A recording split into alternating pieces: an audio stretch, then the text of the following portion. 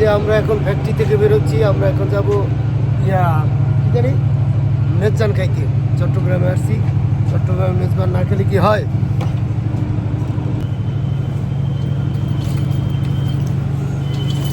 গরম তো আজকে ভাই,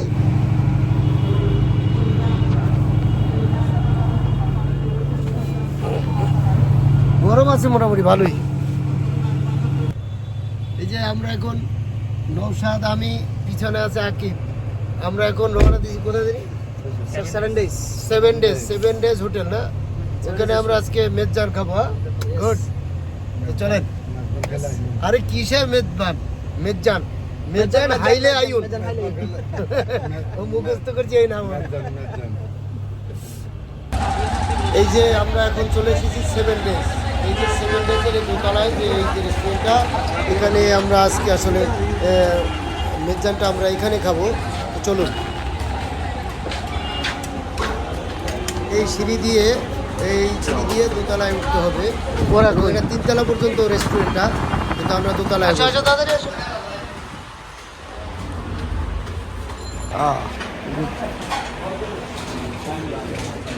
আমরা তাহলে এদিকে একটা বসি।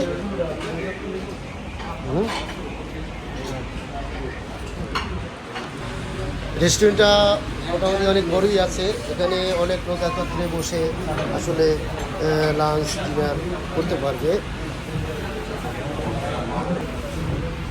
মেনু বুক দেখে আমরা চয়েস করে অর্ডার দিয়ে দিলাম, আমাদের পছন্দের খাবার অর্ডার দিয়ে দিলাম। আমরা 4 জন আজকে এখানে এই লাঞ্চের জন্য আসছি। লাঞ্চ এখানে আমরা করবো 4 জন।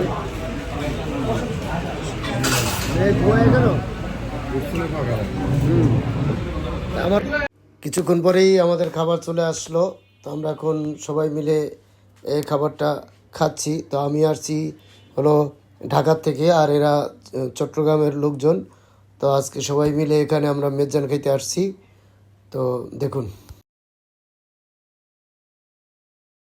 তো খাওয়া শেষ। তো টেস্টের কথা যদি বলি তাহলে এই 7 ডেজের যে মেজবান, এটা আমার কাছে অত ভালো ছিল না, তার চেয়ে মেইন মেজবানের খাবারই ভালো ছিল। তো ভিডিওটি যদি ভালো লেগে থাকে অবশ্যই লাইক করবেন, কমেন্ট করবেন এবং শেয়ার করবেন। আর ভিডিওতে নতুন হয়ে থাকলে অবশ্যই সাবস্ক্রাইব করে পাশের বেল আইকনটি অন করে রাখুন, যাতে পরবর্তী ভিডিও সরাসরি আপনার কাছে চলে যায়। আজকে এ পর্যন্তই। আল্লাহ হাফেজ, ভালো থাকবেন, সুস্থ থাকবেন।